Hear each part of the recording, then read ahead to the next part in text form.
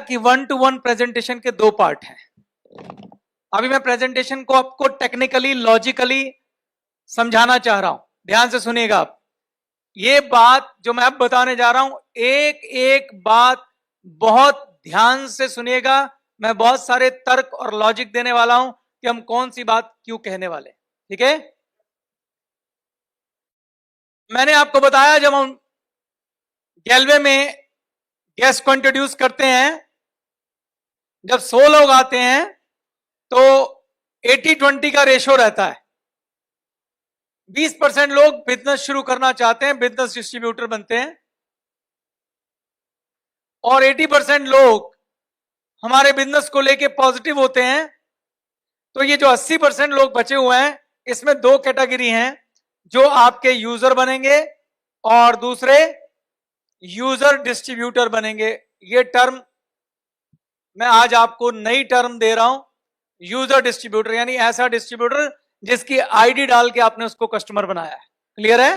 अब हमारे लिए जितना इंपॉर्टेंट ये है उतना ही इंपॉर्टेंट ये भी है, इसलिए प्रेजेंटेशन के दो हिस्से हैं। पहला हिस्सा है जिसका जो लक्ष्य है वो है प्रोडक्ट। पहले हिस्से में सिवाय प्रोडक्ट के कोई बात होने वाली नहीं है, और पहले हिस्से का अंत होगा जब हम लोगों से ऑर्डर फॉर्म भरवाएंगे।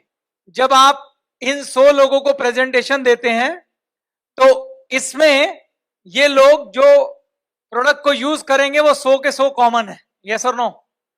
क्योंकि जो बिजनेस डिस्ट्रीब्यूटर बन रहा है वो प्रोडक्ट का यूजर है कि नहीं है? यूजर तो सभी लोग हैं ना। तो यानी 100 के 100 लोग हमारे प्रोडक्ट के यूजर बनेंगे। अब इसलिए ज्यादा महत्वपूर्ण क्या है, पहले यूजर पे काम करेंगे। हमने प्रेजेंटेशन का पहला हिस्सा इन 100 के 100 लोगों को प्रोडक्ट का यूजर बनाने पे फोकस करना है। प्रेजेंटेशन का दूसरा हिस्सा, फर्स्ट हिस्से में हम एक क्लोजिंग करेंगे। हम लोगों से पूछेंगे जो आप में से बिजनेस के लिए इंटरेस्टेड हैं वो बैठ जाइए, बाकी प्रोडक्ट का ऑर्डर दे दीजिए। जब वो प्रोडक्ट का ऑर्डर दे देंगे, फिर जो लोग बचे हुए हैं उनको हम बिजनेस अपॉर्चुनिटी समझाएंगे, नहीं तो हम उनको बिजनेस अपॉर्चुनिटी नहीं समझाएंगे। Part 1, part 2। पहले मैं पार्ट 1 करने वाला हूं।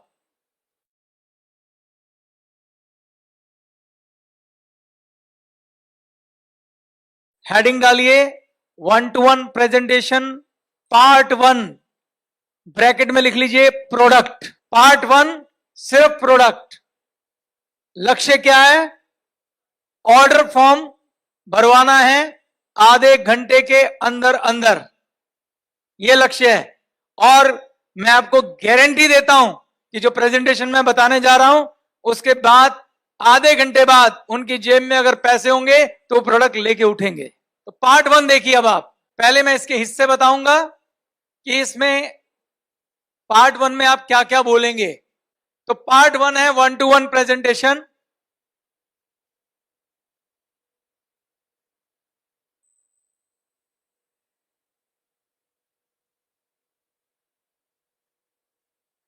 और इसके ब्रैकेट में लिखिए प्रोडक्ट,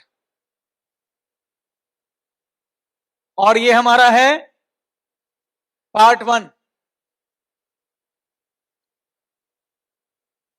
पूरी प्रेजेंटेशन लगभग 30 मिनट से लेके और 45 मिनट में खत्म हो जाएगी, इंक्लूडिंग एवरीथिंग।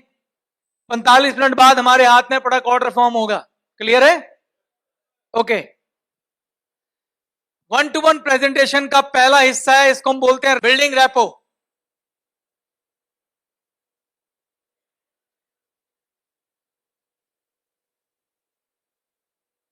क्या लिखेंगे आप?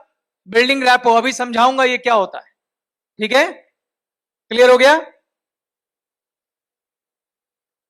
दूसरा हिस्सा है अबाउट कंपनी।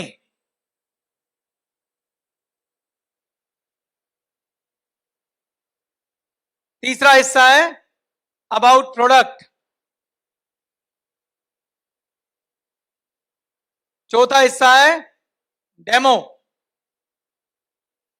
एंड यूज, और पांचवा हिस्सा है टेक ऑर्डर।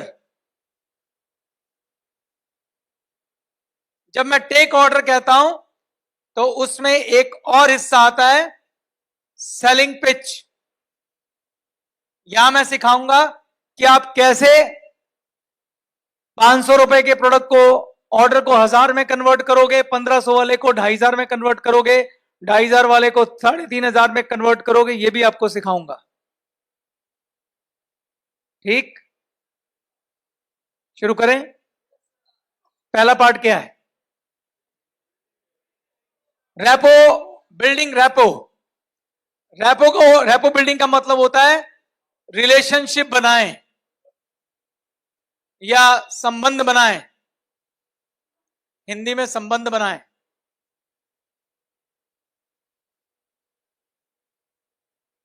एक कहावत दे रहा हूं, लिख लीजिए।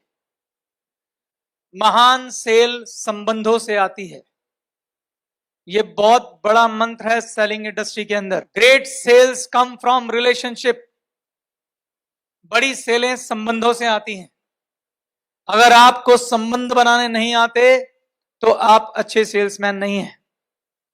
आप सोच के देखिए, आप किस दुकानदार के पास हर महीने सामान खरीदने जाते हैं जिसके साथ आपके संबंध बेहतर हो जाते हैं। अगर एक व्यक्ति को आपके साथ शिष्टाचार करना नहीं आता, संबंध बनाना नहीं आता, आप उसे कभी भी छोड़ देंगे। लेकिन अगर एक व्यक्ति आपके साथ बड़े अच्छे रिलेशन बना लेता है, एक दुकानदार आपके साथ बहुत अच्छे संबंध बना लेता है, तो आप कभी भी दूसरे दुकानदार की तरफ नहीं जाते। ऐसा होता है कि नहीं होता है?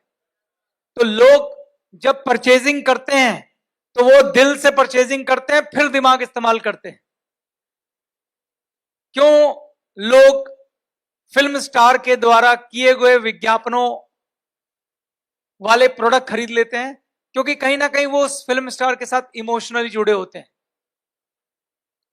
इसीलिए ये कंपनियां बड़े बड़े स्टार से ऐड करवाती हैं, क्योंकि उन्हें मालूम है इनकी फैन फॉलोइंग होती है और वो लोग जो इनके फैन हैं वो हमारे प्रोडक्ट को उस इमोशन की वजह से खरीद लेंगे। सारी दुनिया में जो सेल होती है वो रिलेशनशिप पे होती है। आज वक्त बदल गया है। तो अगर आप संबंध बनाएंगे, रिलेशन बनाएंगे, तभी सेल होगी, नहीं तो नहीं होगी। तो पहली कला जो आपको सीखनी है, अगर आप किसी के घर जाते हैं तो सबसे पहले जब आप बातचीत शुरू करते हैं तो पहले 2, 4, 5 मिनट में जो आपका पहला इंप्रेशन जाना चाहिए वो ऐसा जाना चाहिए कि वहां एक संबंध, एक अच्छा रिश्ता कायम हो सके। अब मैं आपको ना एक बात बोलने जा रहा हूं, जरा ध्यान से सुनिएगा।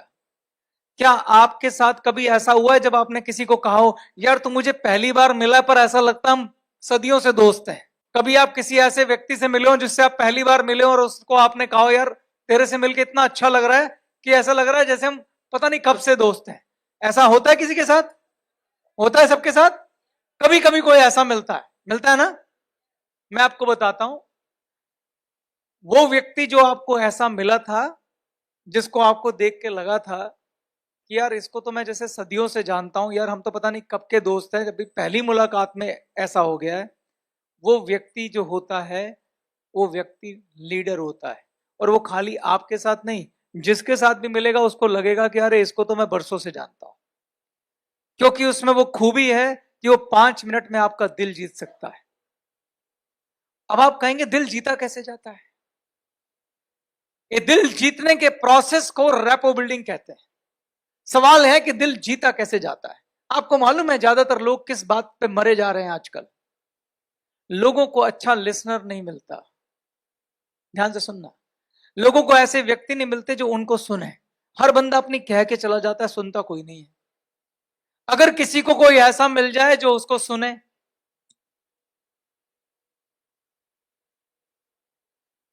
लोगों को वो लोग पसंद आते हैं जो उनकी तारीफ करें। कोई हो जो हम में कुछ नोटिस करे। हर व्यक्ति ये कोशिश करता है मुझे नोटिस करे। आप सब लोग प्रश्नों के जवाब देने चाह रहे हैं, क्यों?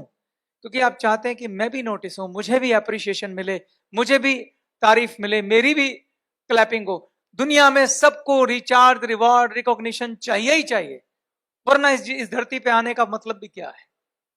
तो लोग चाहते हैं कि उनको अप्रिशिएशन मिले। मेरी बात ध्यान से सुनना, जो उन्हें आके उनकी एक खूबी भी नोट करके अप्रिशिएट करेगा, उसे लगेगा सदियों पुराना दोस्त है, कहीं कहां छुपा हुआ था। लोगों को वो लोग पसंद आते हैं जिनमें से पॉजिटिव ऊर्जा निकलती है।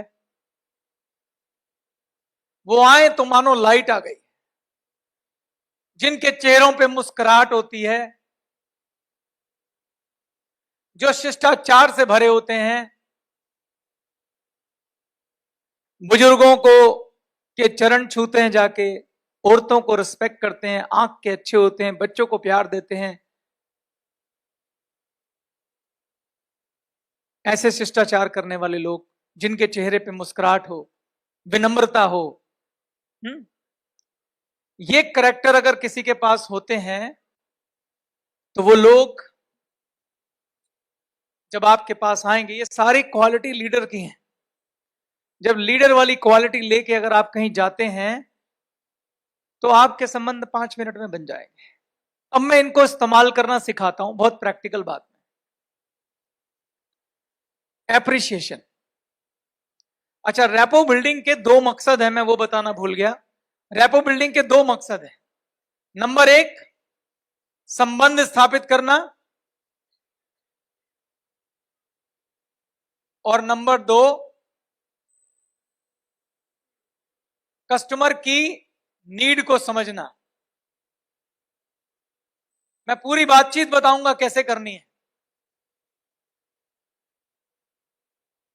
ये नीड को समझना मतलब कस्टमर की जरूरत को समझना कि वो किस तरह के प्रोडक्ट खरीद सकता है। ओके, ये 5 मिनट की बातचीत होगी, इससे ज्यादा बड़ी बातचीत नहीं करनी है। और ये लक्ष्य होना चाहिए कि इस 5 मिनट में मुझे दोनों चीजें करनी है, और ये कैसे होगा मैं करके दिखाता हूं। ठीक है, रेडी हैं आप लोग? जब आप किसी से मिलते हैं तो सबसे पहले शिष्टाचार। आपकी बॉडी में ऊर्जा होनी चाहिए, एक्साइटमेंट होनी चाहिए, मरी बॉडी हालत में मत जाइए।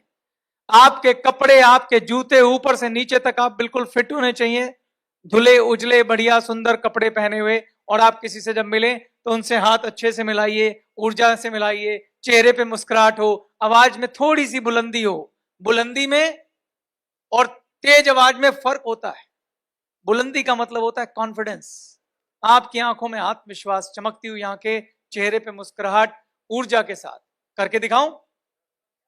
कोई आएगा? आप आ जाओ। ये गेस्ट है, ये मैं हूं, एक मैं मिल रहा हूं।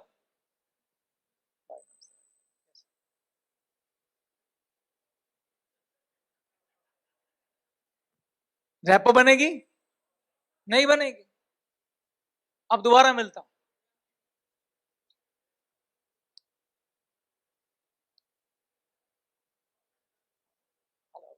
माय नेम इज चेतन, कैसे हैं आप? बहुत बढ़िया, आपने कोट बहुत अच्छा पहना हुआ, बहुत बढ़िया ड्रेसिंग सेंस है आपका। अब रैपो बनेगी? ये फर्क है। दूसरे लोग आपकी जल्दी से नोटिस करिए उसमें क्या खूबी है। अक्सर कपड़ों में कुछ देख सकते हैं, उसके घर में गए हो तो घर में कुछ देख सकते हैं, छोटी छोटी बातें। लोग यही तो चाहते हैं कोई हमें नोटिस करे। एक बार देखो तो सही उसने क्या कुछ कर रखा है। कई बार पहनावे में कुछ नहीं मिला तो बातचीत में मिलेगा। कैसे?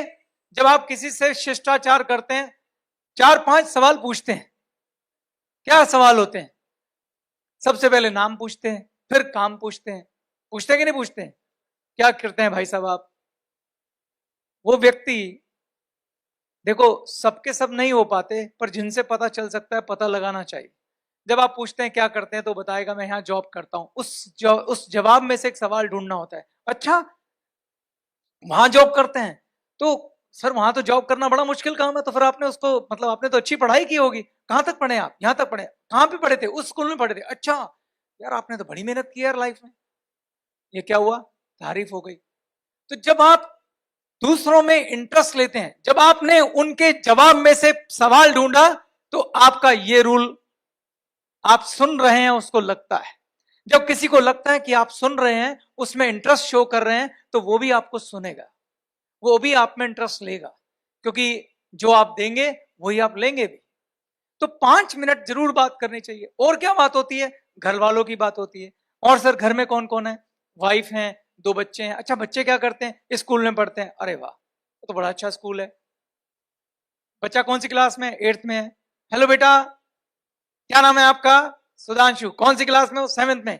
अच्छा, पास हुए इस बार? हाँ, वेरी गुड। आप इंटेलिजेंट बाप का बेटा क्यों नहीं होगा? दूसरों को तारीफ सुनना अच्छा लगता है।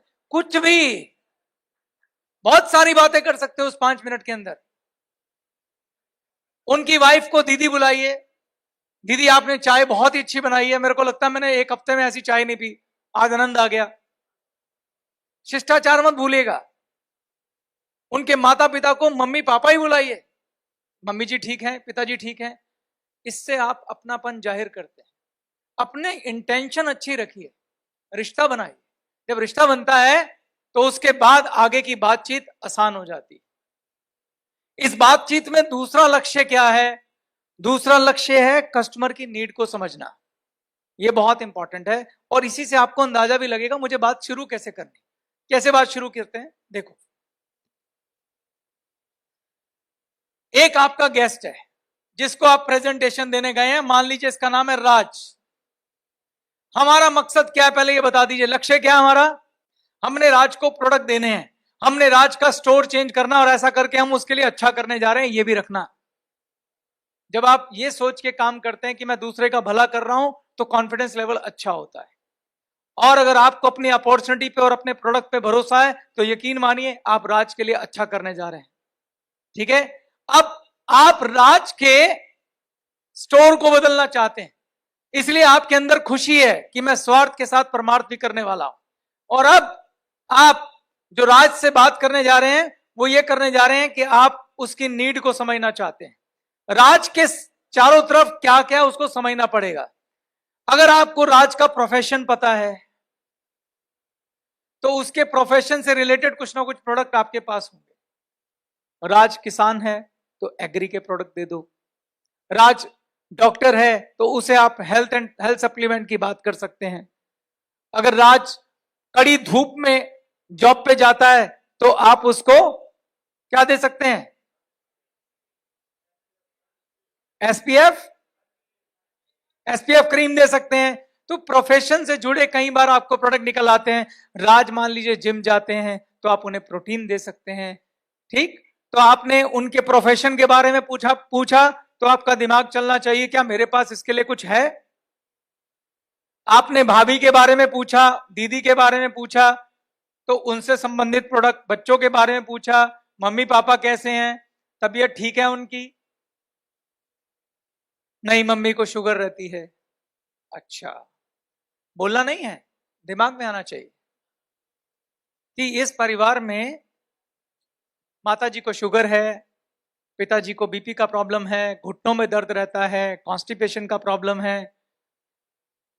बातचीत जो रैपो की बातचीत होती है, ये नहीं कि आप सीधे सवाल पूछने लग जाएं, आपके घर में किसी को शुगर तो नहीं, आपके घर में किसी को बीपी तो नहीं, नहीं नहीं नहीं, वो वाले सेल्समैन थोड़ी ना हम लोग।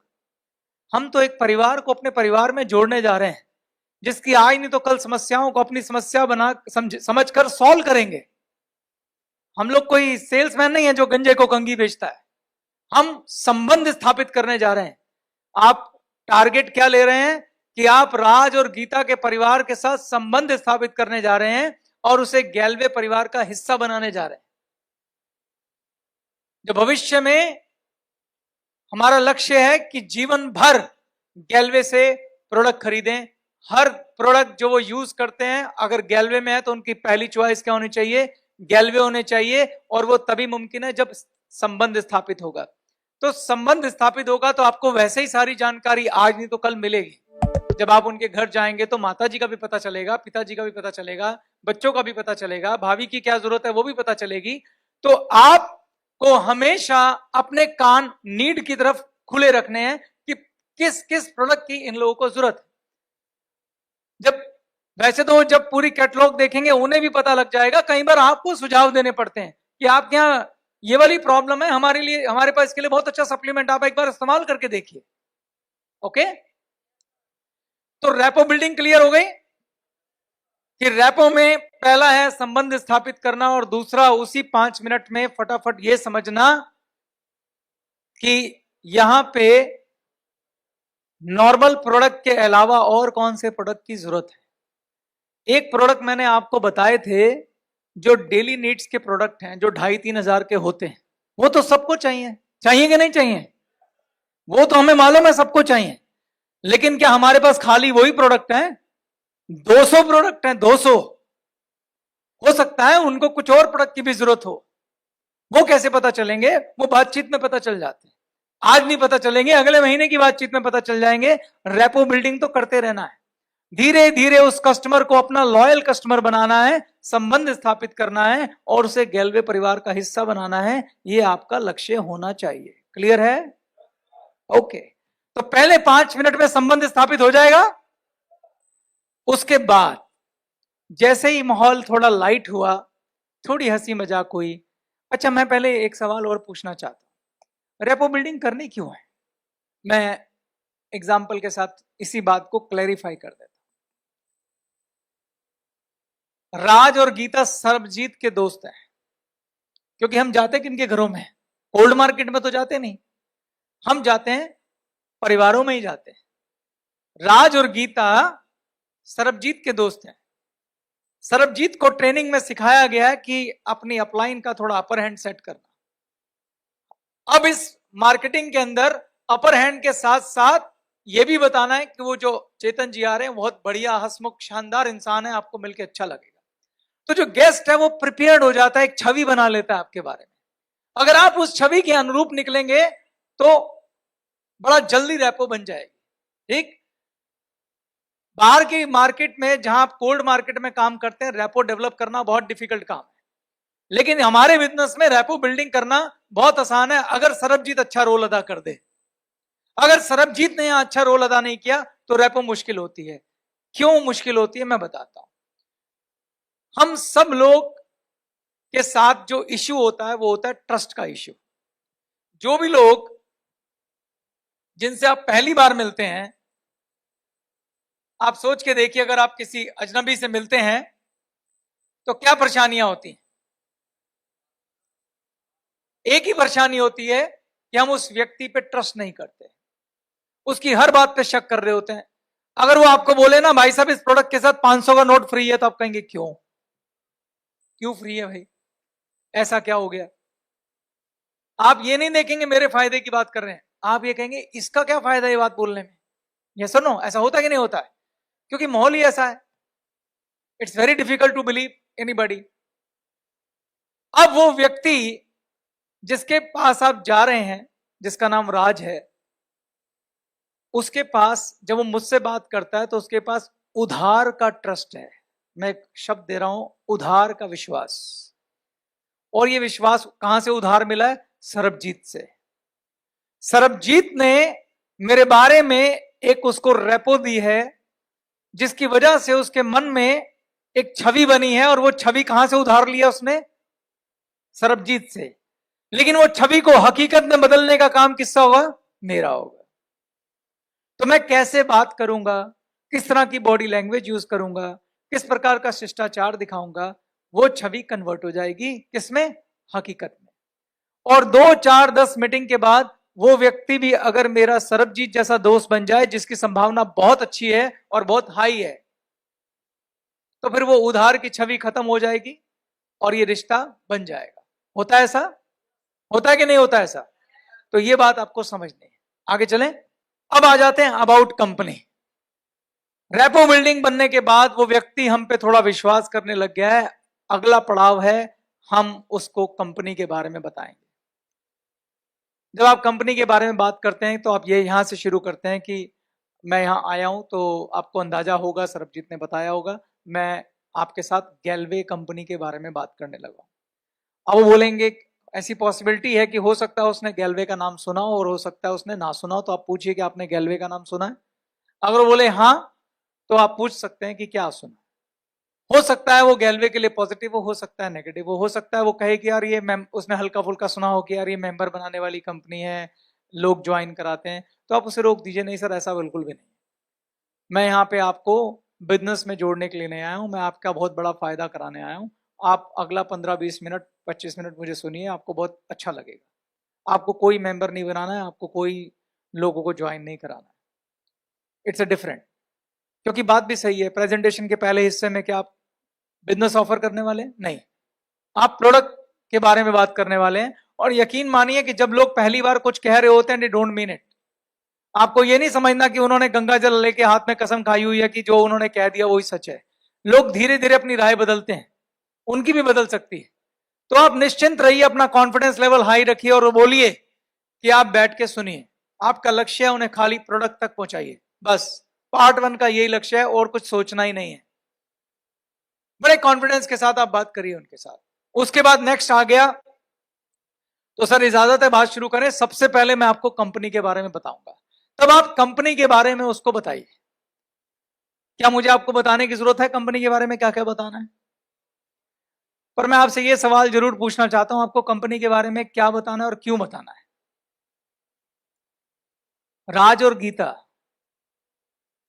जो बहुत सारे ब्रांड के प्रोडक्ट खरीदते हैं, जो बड़ी बड़ी कंपनियां हैं, अगर हम उन्हें बोलें कि आप उन ब्रांड को छोड़कर हमारी कंपनी के प्रोडक्ट लो, तो पहले उन्हें यह समझाना जरूरी है कि हमारी कंपनी भी कोई छोटी कंपनी नहीं है। तो इसीलिए कंपनी का इंट्रोडक्शन देना बहुत जरूरी है और उसकी एक ग्रैंड फॉर्म दिखानी बहुत जरूरी है। देखिए, एक बात मैं बताना चाहता हूं कि जब आप 1-to-1 प्रेजेंटेशन देने जा रहे हैं और आप खाली हाथ एक कागज लेके चले गए, तो आप बातें जितनी मर्जी बना लीजिए, लोगों को समझ आने वाला नहीं है। अगर आप 1-to-1 प्रेजेंटेशन देने जा रहे हैं तो लोग आपको शक की नजर से देख रहे हैं। आपके पास अपनी हर बात के लिए एविडेंस होना चाहिए। क्या होना चाहिए? सबूत होना चाहिए कि जो मैं कह रहा हूं वो सही कह रहा हूं। क्यों? क्योंकि अभी उनके पास आपके लिए उधार का विश्वास है, हकीकत नहीं है। जैसे जैसे आप एविडेंस देते जाएंगे, वो उधार का विश्वास हकीकत में बदलेगा। तो अब सवाल उठता है कि कौन से एविडेंस? इन एविडेंस को हम बोलते हैं बिजनेस टूल्स। क्या बोलते हैं? लिख लीजिए, इस पे सवाल पूछेंगे सरबजीत जी आपसे। Business tools. तो जब आप 1-to-1 प्रेजेंटेशन देने चाहते हैं तो आपके पास एक बैग होना चाहिए। उस बैग में आपके पास कुछ सामान होना चाहिए। उस सामान की बात मैं करूंगा, लिख लीजिए क्या क्या होना चाहिए। नंबर 1, आपके पास डेमो किट होनी चाहिए, प्रोडक्ट डेमो किट। इसके बारे में अभी थोड़ी देर में बताऊंगा मैं आपको। नंबर 2, आपको उन्हें प्रोडक्ट यूज कराने के लिए आपके पास सैंपल होने चाहिए। जैसे उनको आपने बोला हैंड वॉश से हाथ धो के आइए, फेस वॉश से मुंह धो के आइए, थोड़ा सा उनके हाथ में रखिए। जब लोग प्रोडक्ट फील करते हैं तो उन्हें विश्वास आता है। तो आपके पास आपके बैग में प्रोडक्ट होने चाहिए, जो खास 8, 10, 12 प्रोडक्ट जो हॉट सेलिंग प्रोडक्ट है वो जरूर रखिए। उसके बाद तीसरी चीज, आपके पास होनी चाहिए प्रोडक्ट कैटलॉग, जिसके अंदर कंपनी के सारे प्रोडक्ट हों। लिख लिया आपने? चौथी चीज जो आपके पास होनी चाहिए वो होने चाहिए प्रोडक्ट के पैम्फलेट्स।